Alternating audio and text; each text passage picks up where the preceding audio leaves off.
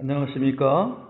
2020년 청소년 통일 비전 아카데미를 열심히 공부하고 계신 청소년들을 축복합니다. 그리고 열심히 하신 만큼 나중에 좋은 결과들이 나올 수 있기를 바라겠습니다. 오늘은 다른 게 아니고요.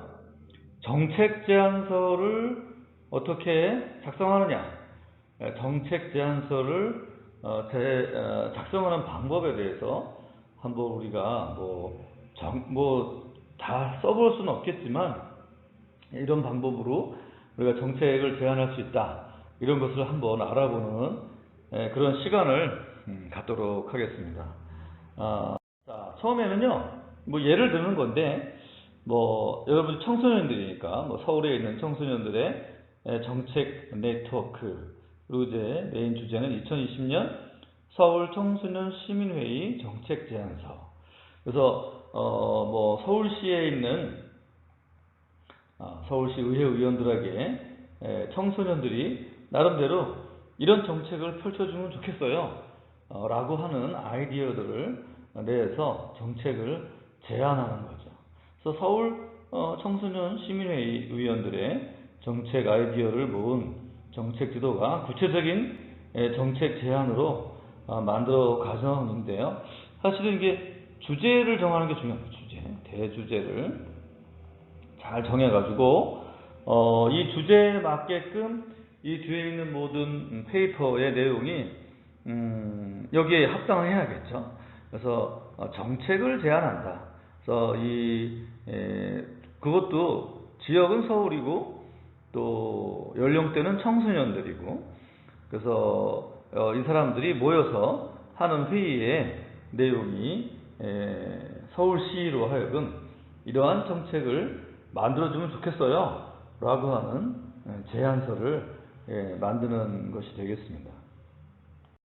자, 그러면은 이걸 만들 때 일단 가장 중요한 것은 추진의 근거입니다. 그리고 이것을 어떤 배경을 갖고 있느냐, 어떤 글이든지 말이든지 다 그걸 우리가 배경을 레퍼런스라고 합니다. 레퍼런스라고 하는데, 어디에 근거를 두고서 이런 말을 하느냐라고 하는 거죠. 그러니까 이미 신뢰할 만한 기관이나 또 책이나 이런 사람이나 그런 사람들이 이런 말을 했기 때문에 나는 이렇게 일을 추진하게 됐다라고 하는 말을 할 수 있는 거죠. 사실은 그래서 이 추진 근거와 배경은 이 헤드 타이틀을 전적으로 받쳐주고 있는 거죠.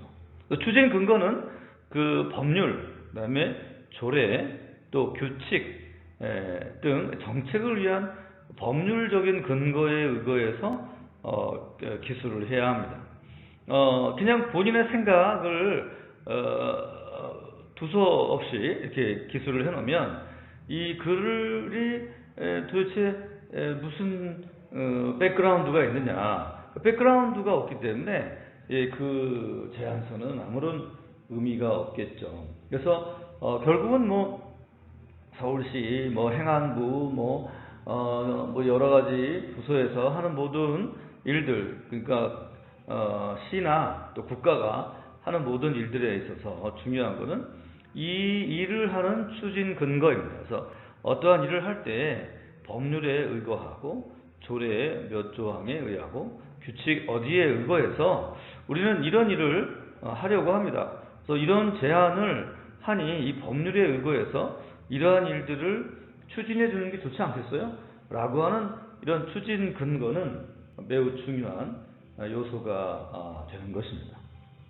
그래서 이런 일들을 잘 찾아내고 글을 쓰는 일들이 잘 돼야 결국은 어떤 자신의 의사를 관철시킬 수 있는 그러한 페이퍼가 되겠죠. 그래서 결국은 이 추진 근거를 명확하게 찾아내고 기록할 수 있는 능력들을 갖추는 것이 정책 제안서의 첫 번째 출발이 되겠습니다. 두 번째는 추진 배경입니다. 정책 도입이 왜 필요하냐? 요즘 청소년들이 공부하기가 힘들고 코로나로 인해서 그래서 뭐 온라인으로 공부하는데 온라인을 강화하기 위한 온라인 강의법이나 뭐 기준이나 이런 것들이 청소년들이 공부를 재밌게 하기 위한 그런 것들이 좀 이제 설정되어야 되는 거 아니냐. 뭐 이런 도입의 이유가 타당성이 있어야겠죠. 그래서 사회적인 상황들, 그 다음에 근거가 될 수 있는 통계, 뭐 여론, 뭐 이런 것들을 근거로 또 추진 배경으로 기록을 해야 하는 것입니다. 결국 사실은 이 글을 쓰고 있는 사람의 의사가 이곳에 있겠죠. 근데 이 글을 쓰는 사람의 정책 제안서를 작성하는 사람의 의사가 백그라운드가 튼튼해야 되는 것입니다. 그래서 법률적 조항에 의거하고 또 현재 사회적 상황이 그러하니 이렇게 우리가 제안서를 작성한다라고 하는 것이 명확하지 않다면 결국은 그 정책 제안서는 호소력을 잃어버리고 또 많은 사람들에게 오케이 사인을 받게 하는 게 문제가 되겠죠. 그래서 본인의 그냥 개인적인 의사가 아니라 사회적인 통념, 많은 사람들이 그렇게 생각하기 때문에 이것은 분명히 추진되어야만 한다라고 하는 합리적인 판단에 이를 수 있도록 정책 도입이 필요한 추진 배경을 정확하게 기록하는 것은 글을 읽는 사람들에게 매우 중요한 요소가 될 것. 그러면 이제 추진 방향이 뭡니까? 추진 방향이 이 정책을 통해서 달성하고자 하는 목표죠. 그래서 이 목표가 정확해야 됩니다. 그래서 대상은 누구고 또 어디에 있는 사람들이고, 그죠? 이 사람들이 뭐 어디에 사는 사람, 서울이면 서울, 경기면 경기, 제주도면 제주도에 있는 또 그 연령대가 어떠냐? 청소년이면 청소년들이 지금 뭐 학업에 어려움이 있는데 이 학업의 어려움을 극복하기 위한 정책들이 필요하지 않겠느냐. 그래서 구체적으로 학업의 성취도를 높여야 된다라고 하는 거죠. 학업 성취도를 높이는 것에 매우 중요한 주안점을 우리가 두고 있기 때문에 이러한 정책들을 제안하고 달려가기를 바란다라고 하는 것들이 분명하게 기록이 되어야 하는 것입니다. 이런 기록들이 이제 정확하게 설정될 때 이런 목표들이 이제 잘 기록이 되면 뭐 1, 2, 뭐 3, 4 그래서 기록이 다 돼가지고 사실 이 정책 제안서대로 진행을 하게 되면 이러한 목표들이 달성이 된다. 분명히 달성이 된다라고 하는 것 가운데서 이 일이 진행이 된다면 사실은 이 정책 제안서는 의미가 있다. 그래서 국가기관이나 뭐 많은 관공서에서 이 정책 제안서를 받아들이고, 그죠? 받아들이고 진행을 실질적으로 하게 된다라고 우리가 볼 수 있는 것입니다. 그러면은 이제 그 결국은 뭐를 할 것이냐? 정책의 과제입니다. 그래서 내가 제안을 하는데 이 정책의 제안은 어떠한 연령이냐? 방금 얘기한 연령이고, 그 다음에 이 사람들이 뭐 직장을 가지고 있는지 없는지, 이건 뭐 그 학생이 되면은 뭐 이거는 필요 없겠지만 청년이라고 하면 또 다르겠죠. 그래서 청소년에서 청년을 넘어가는 순간 이제 구직이 문제죠. 지금 구직난이 지금 뭐 대단하지 않습니까? 지금 그래서 뭐 대학을 나와도 취직하기가 어렵고 뭐 취업을 해도 또 다른 데로 옮겨야 되고 뭐 요즘 얘기 들어보니까 그냥 단기 알바도 1000대 1이다. 뭐 단기 알바 자리를 구하는 것도 뭐 1000대 1, 2000대 1로 좀 나간다고 해서 구직이 좀 매우 어려운 시기가 되고 있죠. 그리고 그다음에 이 사람들이 어디에 사느냐, 거주의 지역과 또 앞으로 대학원에 가고 뭐 더 공부를 하는지, 그다음에 남녀의 성별 등 그런 구체적인 정책 대상을 기록을 합니다. 그래서 이 대상들이 아까 성취하게 되는 목표 이런 것들이 잘 기록이 된다면 제안 정책의 과제가 잘 수월하게 진행이 될 수가 있겠죠. 자, 그러면은 이제 중요한 겁니다. 이제 그래서 결국 뭘 할 거냐라고 하는 이 사업의 내용이 아마 이제 페이퍼의 뭐 한 3분의 2를 차지할 수 있다고 봅니다. 뭐 앞에는 이러한 글을 쓰게 되는 뭐 그런 배경이고 배경 설명이겠죠. 그래서 배경 설명이 이게 사실은 이제 본론이에요, 본론. 그래서 지금까지 얘기한 건 다 서론이라고 볼 수 있죠. 사실 이 얘기 하려고 이 얘기하려고 앞에 계속 얘기를 한 거죠.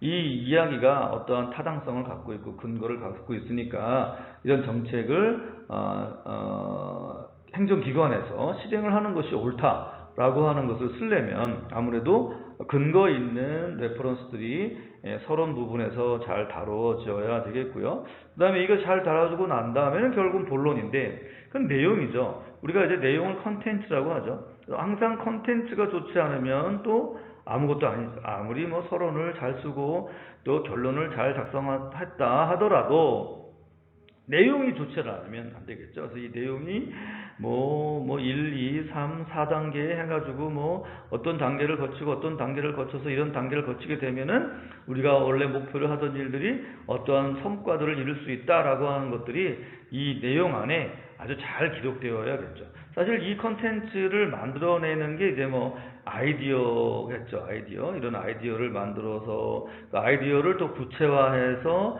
실질적으로 이제 프로그램으로 만들어내죠. 프로그램으로 만들어내고 또 이것을 실질적으로 이제 임상적인 실험을 해서 데이터를 얻어내서 결국은 이 정책을 진행하는 것이 매우 유익하고 좋은 방향이다라고 이제 우리가 쓰겠죠. 이 사실은 정책 제안서의 핵심 내용은 이 주요 내용입니다. 본론 부분인데 이 본론 부분은 어떤 페이퍼는 4분의 3이 되기도 하고 또 어떤 부분은 3분의 2가 되기도 하고 하여튼 결국 어떠한 정책 제안서든지 이 본론의 내용이 훨씬 많은 포션을 차지하고 있고 이 내용이 또 튼실해야만 그 정책은 오케이 사인이 나겠죠. 물론 서론도 중요하고 본론도 중요하고 또 결론도 중요합니다만 사실 주요 내용이 매우 중요한 내용이 되겠습니다. 하지만 다음에 화면 보면 소요 예산입니다. 국가가 정한 건 1억밖에 없어요. 근데 이 내용으로 봐서는 10억을 달라고 하는 정책 제안서면 이거를 국가기관이 오케이가 할까요? 무슨 얘기냐? 예산에 맞아야 됩니다. 예산에 맞추어서 해당 정책을 실행하는 데 대한 비용을 적절하게 금액과 이 세부 내역이 정확하게 기록돼야 돼요. 사실 국가나 기관이 원하는 거는 이거예요. 사실 그분들의 결론은 이거라고 볼 수도 있죠. 사실은 그 본론의 영향력으로 기대되는 효과, 그래서 기대 효과가 사실은 결론이죠. 기대 효과가 결론이긴 하지만 사실 돈을 주는 기관 입장에서는 이게 그 적절한 그 내용과 예산에 맞는 이 정책 제안이냐. 정책이 아무리 좋아도 돈이 없는데 돈은 0원인데 정책을 실행하는 거는 10억이 들어간다. 이러면은 이게 국가에서 이 지원을 할 수가 없지 않겠습니까? 그래서 국가가 지원할 수 있는 게 1억이다. 그러면은 이 정책 제안서는 이제 1억이 되어야겠죠. 그래서 이것이 서로 같을 때 이 정책은 실행이 되고 또 이 기대 효과가 나올 수 있겠죠. 물론 많은 자본이 투자가 됐을 때 좋은 기대 효과를 바라볼 수 있지만 그 구체적인 컨텐츠가 신통치 않다면 사실은 그렇지 않을 수도 있습니다. 그래서 구체적인 내용을 잘 작성해서 그 내용이 예산과 잘 맞아야 된다. 여러분 아무리 우리가 친구랑 노는 것 중요하고 영화도 보고 맛있는 것도 사 먹지만 자기 주머니의 상황에 맞춰야겠죠. 이거를 너무 오버해서 사용하거나 하면 아무래도 문제가 되는 거죠. 물론 정책 제안서도 이 예산이 매우 중요한 요소가 되겠습니다.